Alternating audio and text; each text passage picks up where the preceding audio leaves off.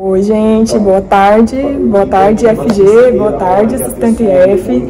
Estamos aqui diretamente de Maputo, na África, em Moçambique, para gravar esse vídeo rapidão para vocês. A gente está muito chique aqui, acabamos de sair do almoço na Embaixada do Brasil. Foi uma experiência assim muito diferente do que a gente está acostumado. É, tudo muito fino e requintado, mas a gente queria estar aqui conversando com vocês, que é o que a gente gosta. Nós estamos aqui, somos 3 professoras que trabalham na área da engenharia civil, com sustentabilidade. A nossa realidade é essa e já tem alguns dias que a gente está preparando isso para poder conversar com vocês. E só agora que tá dando certo. Então, vamos começar.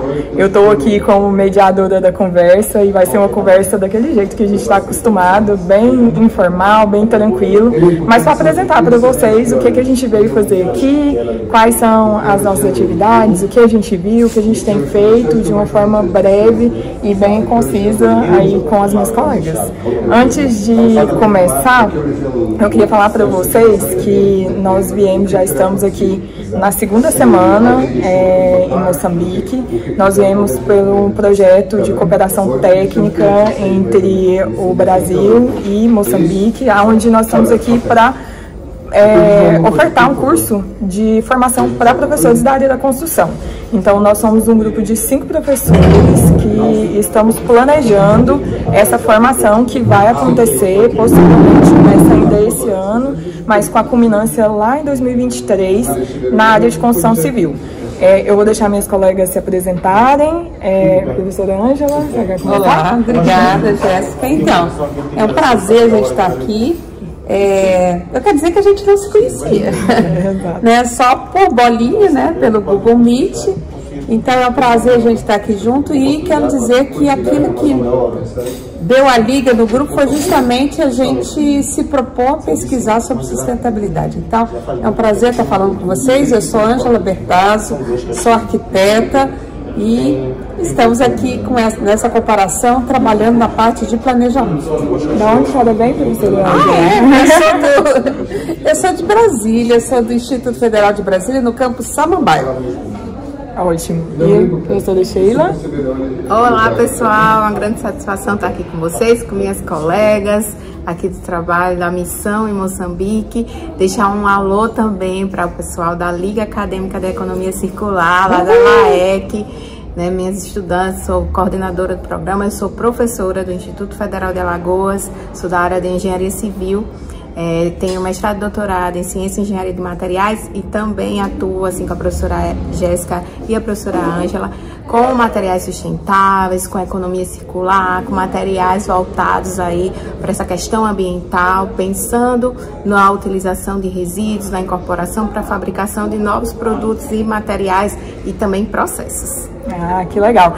Gente, já para ver que o nosso ritmo aqui tá bem diferente, eu já vou pedir permissão para minhas colegas para mudar um pouquinho aqui o que a gente tinha planejado para falar. Eu quero perguntar para vocês, já que a gente começou a falar aí sobre a área que nos une, que é a sustentabilidade, o que é que motivou cada uma de vocês a pesquisar nessa área? Quando a gente fala em pesquisa em sustentabilidade na construção, o que foi o pontapé inicial que trouxe vocês para essa área? Eu quero dizer assim que eu atuo basicamente com adultos. Eu trabalho com técnico subsequente e ProEja. E nesses cursos a gente tem um projeto integrador. A nossa meta é fazer cosquinha, eu falei isso 3 vezes aqui.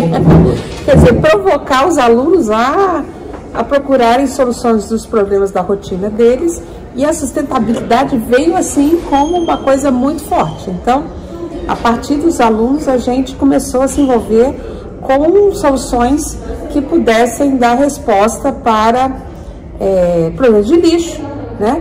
O aproveitamento de resíduos em geral. Outra coisa, a gente ficou um tempo sem insumos no laboratório, então foi outra coisa. O laboratório de materiais precisava de brita e areia e uma das questões era usar o próprio resíduo da construção civil para fazer esses insumos. Então, eu acho que é uma simbiose entre a nossa vontade de fazer as coisas funcionar e as preocupações ambientais dos alunos.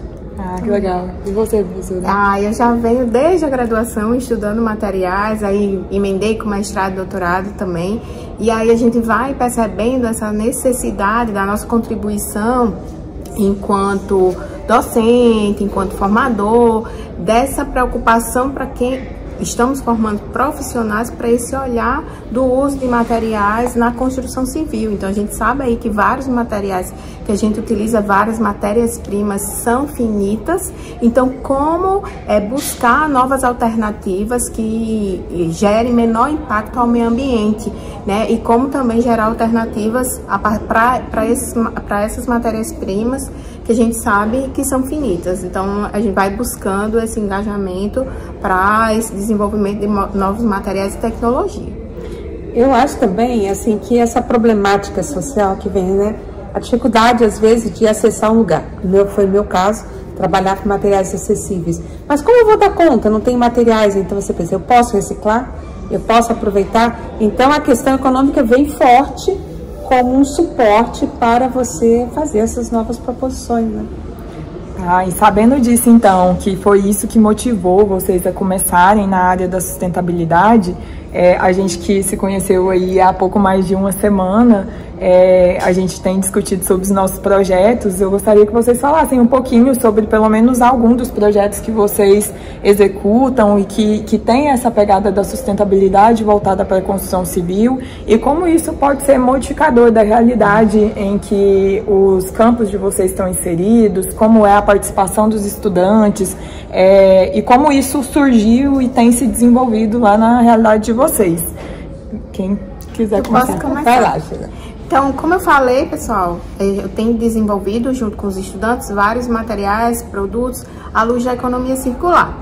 E eu podia falar aqui um monte de projeto que está sendo desenvolvido, né? Mas eu acabo falando mais sobre o que eu chamo do filho mais velho, que é o tijolo de cana, né? E o trabalho mais recente. Então, vou falar um pouquinho rápido para vocês sobre o tijolo de cana, que a proposta foi utilizar a cinza do bagaço de cana-de-açúcar para a produção de tijolo, solo, cimento. E a cinza substituiu parcialmente o cimento na produção do tijolo.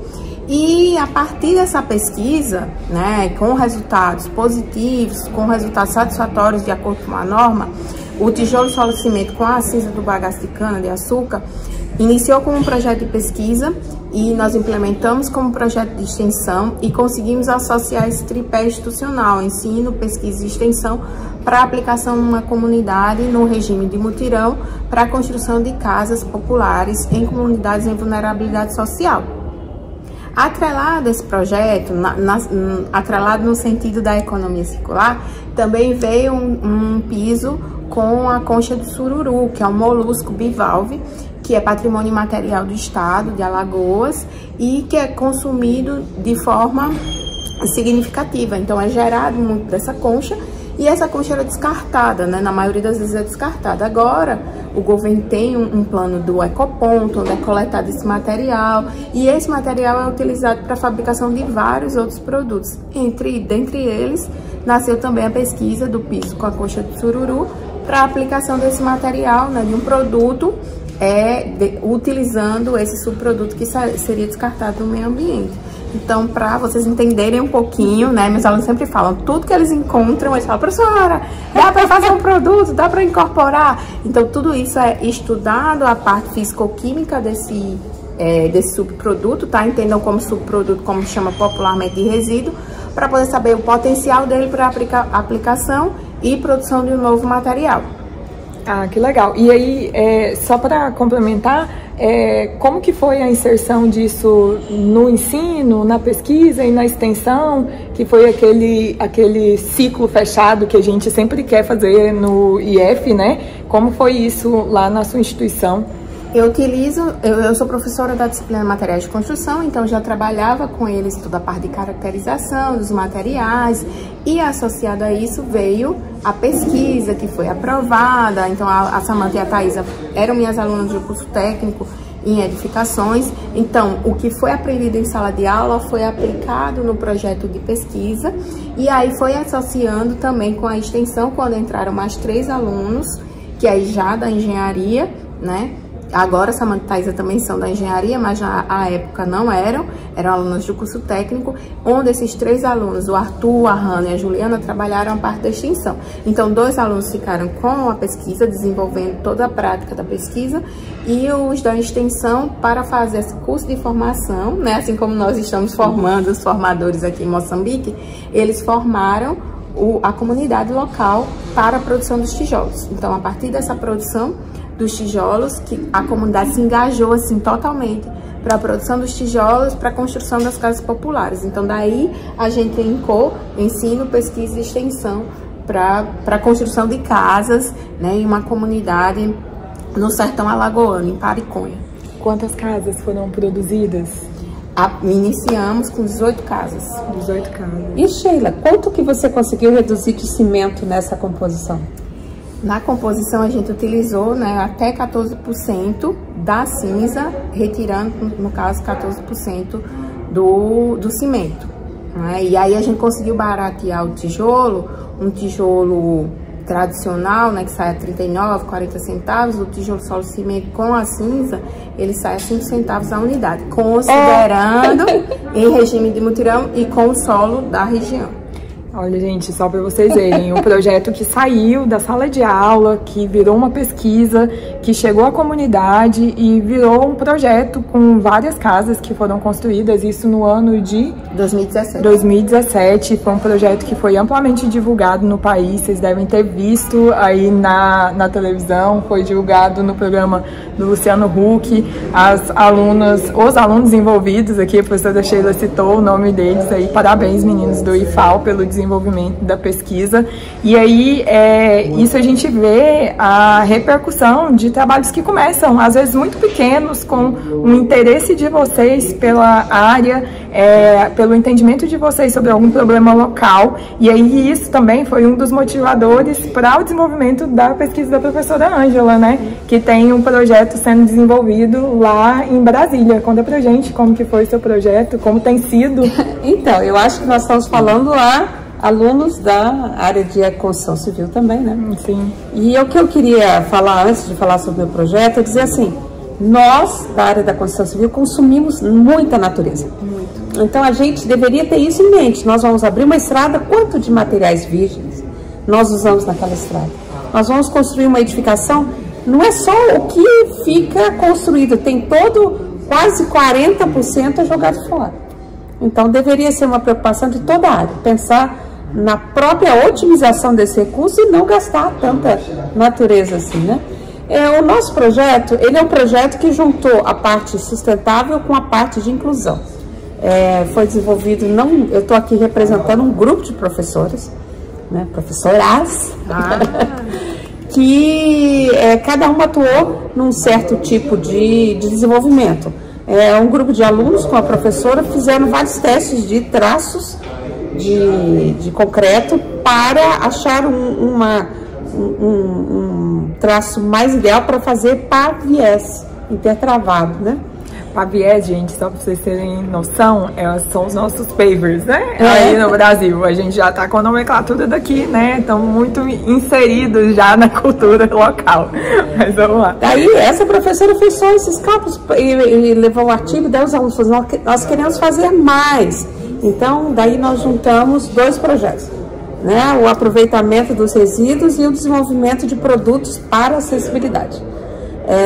Uma identificação dos alunos foi de que você comprar o piso podotático, que é aquele piso das calçadas para deficientes visuais, e a gente fala assim, os alunos sempre comentam isso, por que o piso é colorido se ele é cego? É porque é para a pessoa de baixa visão, não é por isso que ele tem aquele contraste de cor, mas é um piso caríssimo, né? E não é um piso popular, que assim uma pessoa, que se quisesse adquirir, ela tem alguma dificuldade.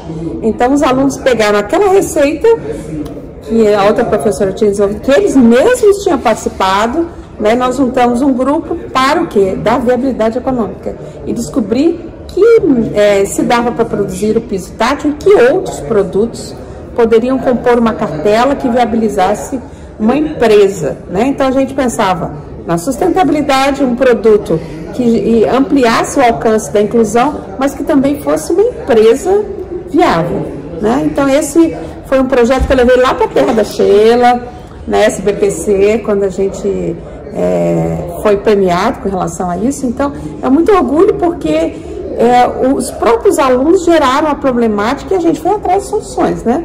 Não bastasse ter um traço com a utilização do resíduo, nós utilizamos para fazer produtos de inclusão. Então, eu acho assim que nós temos que estar prontos a fazer outras proposições, porque nossa área ainda tem muito a crescer, né? A crescer e a contribuir, né, gente? Como esse vídeo provavelmente vai rolar lá no IFAL e no IFB, eu vou falar um pouquinho sobre as pesquisas que a gente tem feito no IFG, no campus do Uruaçu também.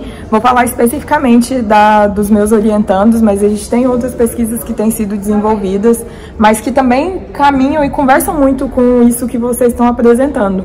Nós temos trabalhado com projetos com incorporação de materiais na substituição de agregados. A nossa problemática local lá principalmente é mineração, então nós temos alunos aí, eu não vou falar o nome de ninguém aqui, para não correr o risco de esquecer de ninguém, mas vocês sabem de quem eu estou falando. Inclusive os trabalhos estão sendo apresentados agora. A gente tem resíduo de mineração sendo incorporado no concreto, tem resíduo de mineração sendo incorporado no bloco, no BTC, né, no bloco de solo cimento também. A gente tem pensado, e aí são projetos que estão para iniciar agora, desse resíduo sendo utilizado como matéria-prima para pavimentação. Então também temos pensado nesses materiais como possibilidade para a solução de problemas locais. Acho que o déficit habitacional que a gente tem no país todo, ele se reflete em todas as nossas regiões, né, onde a gente tem visto o que a gente conversa, o que a gente conhece do país. Então, tudo que a gente puder e o que a gente conseguir fazer para minimizar custos, para que essa habitação seja mais acessível, eu acho que faz parte do nosso escopo.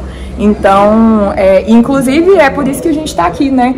A nossa ideia, enquanto proponentes, né, desse curso de formação para os professores de Moçambique, é exatamente em trazer essas experiências nossas no Brasil como uma possibilidade para minimizar os problemas locais aqui, que também são muito parecidos com os nossos, né? Também temos problemas de habitações precárias, de falta de habitação para a maior parte da população. Então, quando a gente pensa em atingir o maior número de pessoas e disseminar isso que a gente tem feito, os institutos tecnológicos aqui em Moçambique, institutos comerciais, industriais e comerciais, são o equivalente aos nossos institutos federais, são essas instituições que têm a possibilidade de capilarizar os projetos. Então a gente chega aqui com essa intenção de mostrar o que a gente tem feito e de tentar compartilhar com os colegas professores daqui essa experiência. E aí, sabendo disso, eu gostaria de perguntar para vocês como que vocês enxergam o papel da educação para a gente popularizar esses conhecimentos que são tão técnicos, que são esses da área da construção civil, né? Nós somos numa área bem dura, a professora Ângela da arquitetura, mas atuando na engenharia civil. A gente está acostumado com aquela engenharia pensada só para estruturas, um projeto muito bem definido, para canteiro de obras, para a prática. Mas como que vocês enxergam, então, esse papel da educação na disseminação dessas práticas que a gente tem feito? E aí, qual foi a experiência da educação de vocês, o que isso possibilitou na vida de vocês também? Fiquem à vontade para poder falar sobre isso. Eu queria dizer assim, para começar, é que essa realidade que a gente está vibrando aqui, falando sobre muitas pesquisas, de fazer um ensino legal, de trabalhar ensino, pesquisa e extensão, é extremamente nova. Ou pelo menos ela já existia, mas eram poucos institutos, né? Com a criação da lei dos institutos, que é de 2008, né? Nós tivemos uma expansão enorme e a gente pôde o quê? Ver acontecer nos lugares mais distantes das capitais, né, a proposição por melhoria de vida, né? A partir da existência do Instituto Federal e da reflexão e do questionamento dos problemas. E dos recursos locais, você poder criar soluções. Eu acho que a vinda aqui em Moçambique tem a ver com isso. Né? Nós estamos aqui, enxergamos que eles estão apostando no ensino técnico e a gente está dizendo que a nossa vivência no Brasil transformou as nossas comunidades. E o que a gente quer compartilhar é como que as nossas comunidades foram transformadas. Através da educação, eu visualizo que é ela que vai ser o agente modificador de tudo isso que a gente está querendo, né? Para que as pessoas passem a consumir, a ter esse olhar mais sustentável, vai ser através da educação, porque através dos nossos alunos que comecem a disseminar e vão propagando isso aí, vai ser o start para que a sociedade mude e que a gente tenha novas práticas, porque nada muda se a gente não mudar. Então, a partir da mudança, através da educação e essa disseminação e popularização da educação e desses meios de acesso, é que nós vamos conseguir ter um avanço nessas questões ambientais que são tanto discutidas, mas pouco difundidas. Então, é através da educação que a gente vai conseguir chegar a patamares. A gente estava discutindo, pessoal, antes de chegar aqui, né, porque para a gente também é uma conquista estar aqui hoje, que foi através da educação. Se não fosse a educação, como é que a gente chegaria a patamares, né? Como a gente chegou. Até me emociono um pouquinho falando, porque eu fui aluna do Instituto, né, do Rio Grande do Norte, e se não fosse a educação, eu não estaria aqui. Então, eu vejo que a mudança dessa questão ambiental e qualquer outra mudança que a gente queira para o mundo vai ser através da educação. É isso aí, eu acho que a gente está aqui para dizer assim, ó, dá certo, né? Vamos seguir em frente, vale a pena, a educação vai transformar e os nossos alunos vão ser agentes de transformação. O que a gente está querendo dizer é que não depende só de nós, professores, né? Nós queremos o envolvimento de cada aluno, cada aluna, para quê? Para que também ele entenda os processos e como que ele pode mudar, né? É a engenharia, é a arquitetura, né? Todos eles colaborando para uma sociedade melhor. Gente, é isso. Eu acho que a fala emocionada aí da professora Sheila me toca especialmente por também ter sido aluna do IF. Vocês já estão cansados de ouvir sobre essa história, mas a gente está de fato muito emocionado de poder estar aqui e de colaborar com esse país que é tão parecido com o nosso. A gente não estaria aqui se em algum momento não tivesse tido políticas públicas que permitissem que a gente tivesse estudado, que a gente tivesse chegado ao patamar de ser uma professora numa instituição pública como é o Instituto Federal. Então, a gente louva e engrandece todos os dias essa instituição que faz a diferença em tantas vidas. Fez na nossa, vai fazer na de vocês e está fazendo na de tanta gente e vai fazer na de muitos mais. A gente precisa lutar e defender essa instituição como nunca. Eu queria só dizer assim, que esse ensino ele é de qualidade em todos os lugares, né? Eu até estou em Brasília, mas eu estou lá na periferia de Brasília. Eu quero dizer que é lá, naquela periferia, naquele cantinho, que vão sair grandes ideias, né? Você não precisa estar lá em São Paulo, né? Você não precisa estar no Rio de Janeiro, né? Você pode estar no teu lugar e conseguir soluções muito excelentes, né? E, gente, chegamos até aqui, né? Nós temos tentado compartilhar com vocês um pouquinho de tudo que a gente tem vivenciado aqui, porque, de fato, é muito emocionante pra gente. E a gente não conseguiria estar passando por tudo isso sem compartilhar com vocês. Foi uma quebra no que a gente já fazia, nenhum de nós fazia vídeo, nem filmagem, nem nada. A gente também não fazia, a gente começou aqui. A gente tá todo mundo pegando nosso pé por conta dessa quantidade de material que a gente manda para vocês, mas tá sendo muito legal ter o retorno de todos vocês.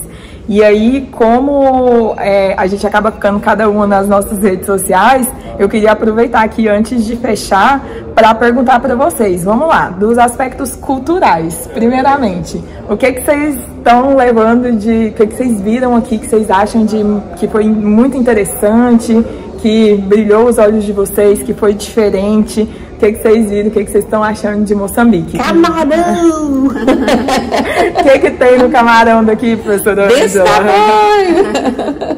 A comida daqui, gente, é frutos do mar. A gente está numa região litorânea, é muito barato comparado com o que a gente paga no Brasil e é tudo muito maior do que a gente tem disponível aí. Então faz muito sentido. E você, professora Sheila? Ai, muita coisa me encantou, mas acho assim que a rotina deles,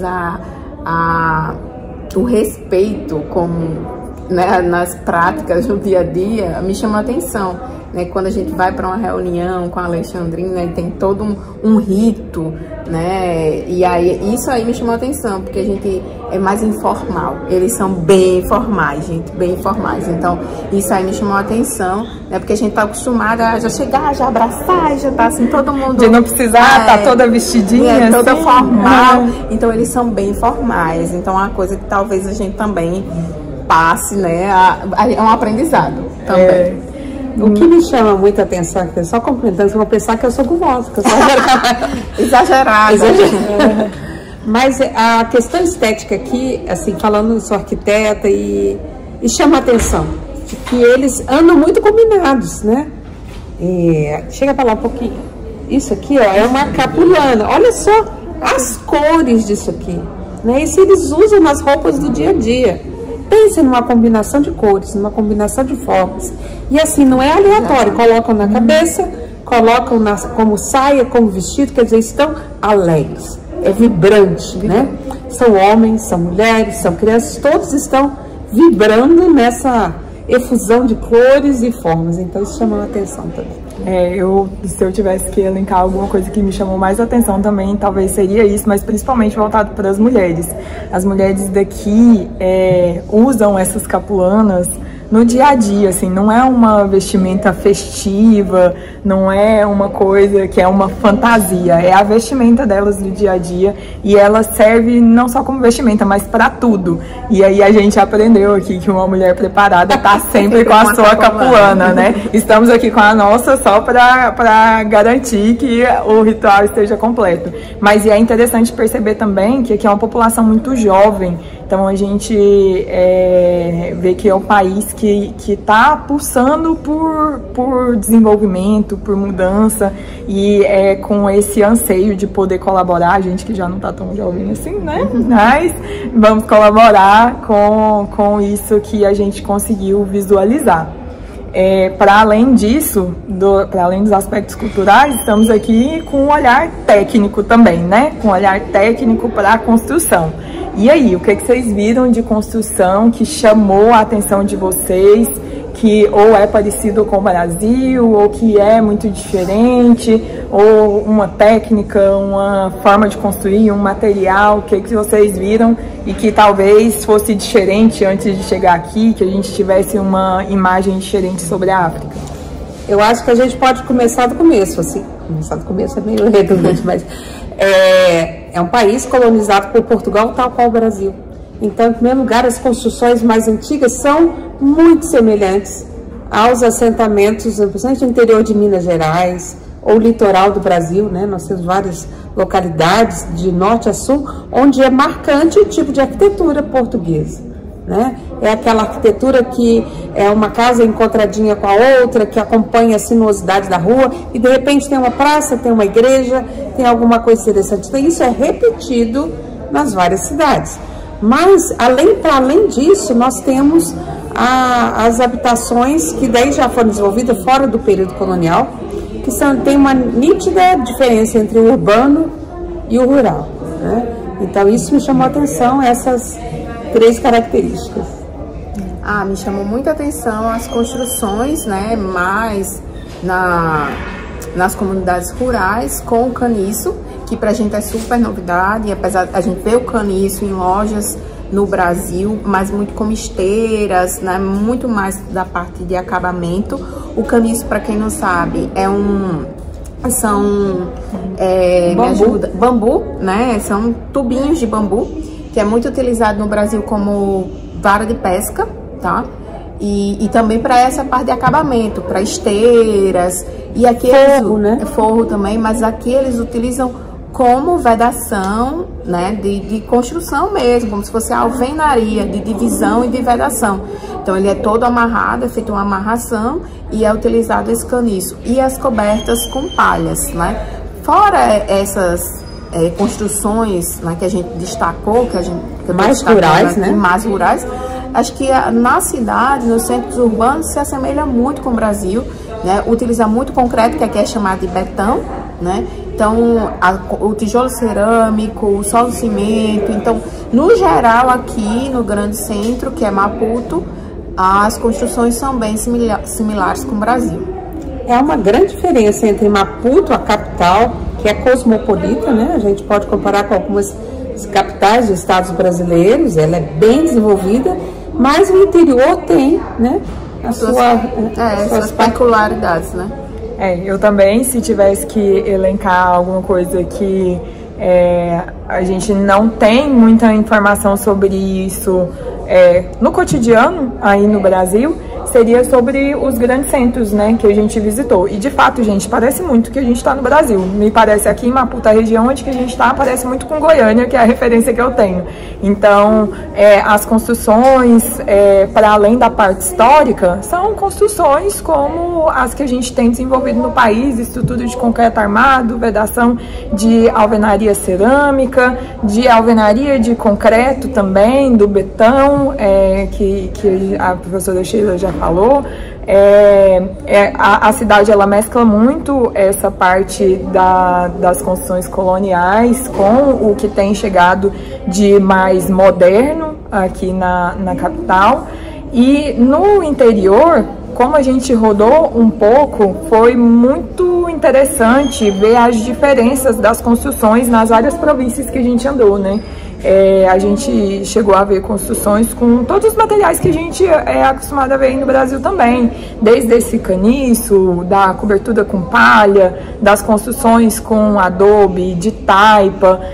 Existem todas essas construções numa realidade rural aqui e que também, como no Brasil, tem tido essa perspectiva de substituição por materiais convencionais. E aí talvez esse seja o nosso papel, assim como nós temos desenvolvido nas nossas instituições, que é de valorizar esses saberes que são ancestrais, que são culturais de cada região e trazer um aspecto técnico, científico, porque são essas técnicas que têm possibilitado que a maioria da população ainda esteja morando, esteja habitando em construções com essas técnicas. Mais precárias que sofrem, né? Aqui Moçambique é um país longilíneo, né? Tem uma vasta costa voltada para o Oceano Índico que recebe muitos fenômenos meteorológicos, como ventanias, ciclones. Daí essas casas mais precárias vão sofrer. Mas eu vejo daí um ponto crítico entre a nossa realidade no Brasil e aqui, é que no Brasil nós temos mais fabriquetas, vamos dizer assim.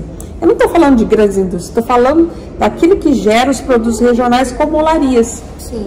Então aqui a gente viu tijolos queimados, vimos, mas em alguns lugares não é aquela coisa que tem no Brasil, qualquer interior tem uma fabriqueta de olaria, né?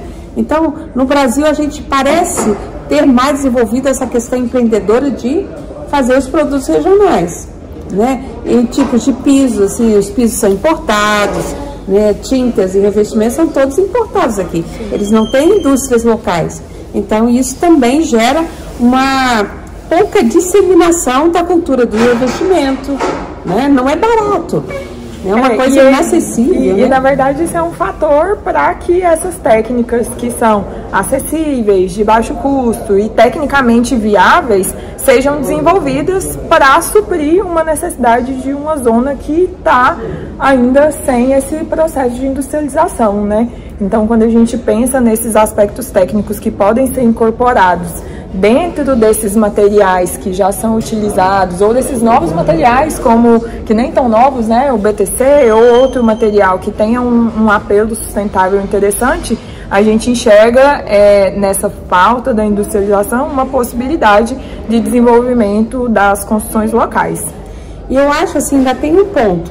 Não é só chegar aqui e dizer assim, derruba a tua casa e vou construir outra. Não.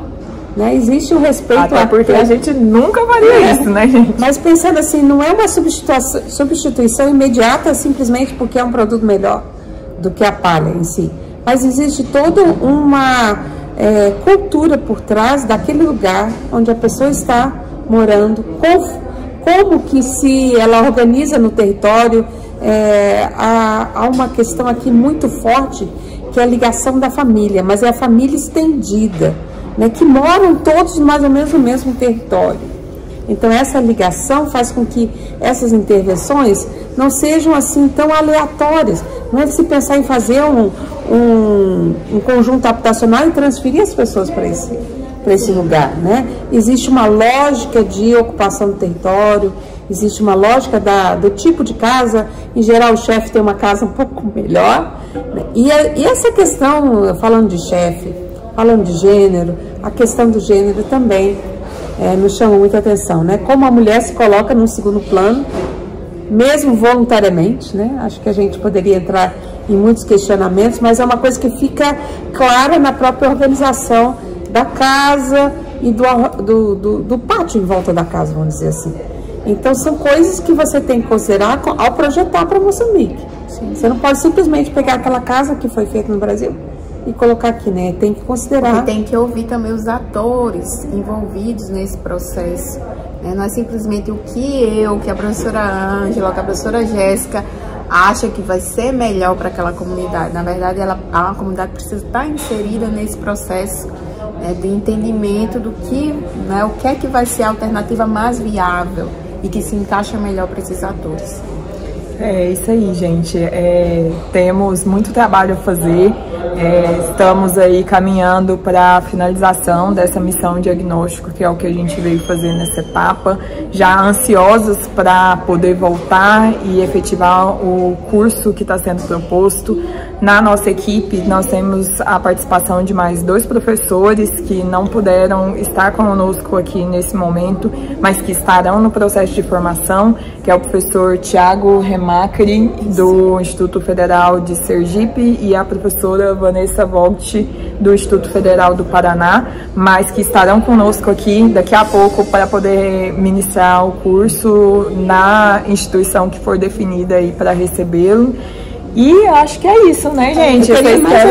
Vai dizer assim, ó, se vocês quiserem conhecer um pouquinho mais de Moçambique, quem é que eles vão ler? Mia Couto. Ah, essa foi outra grande surpresa. Eu já conheci Mia Couto, mas assim, eu nunca tinha relacionado com Moçambique. Compramos livros, começamos a ler e, né, essa parte cultural, esse entendimento da comunidade é muito forte. Então, uma recomendação para vocês. Aproveita, professora Ângela, e despeça dos seus alunos do IFB aí. Pois é, eu recomendo que vocês leiam Mia Couto. Assim, é de coração, é um privilégio a gente estar falando com vocês aí. Assim, a gente está aqui é por causa de vocês, né? Porque vocês produzem ideias interessantes e a gente acredita e a gente traz para cá. Então, beijo grande para vocês. Sheila. Agradecer o convite da professora Jéssica, estou à disposição. Qualquer coisa, entre em contato, professora Jéssica, tem aí meu contato e vamos alinhando novas ideias, novas propostas para que a gente esteja sempre aí para transformar esse mundo todo numa economia circular, né? Vamos circular. E é isso, gente. IFG Uruaçu, foi um prazer estar aqui falando com vocês, recebendo todo mundo do IFAL, do IFB, que está aí acompanhando toda essa jornada. E um beijo. Tchau, Sustenta IF, até a próxima.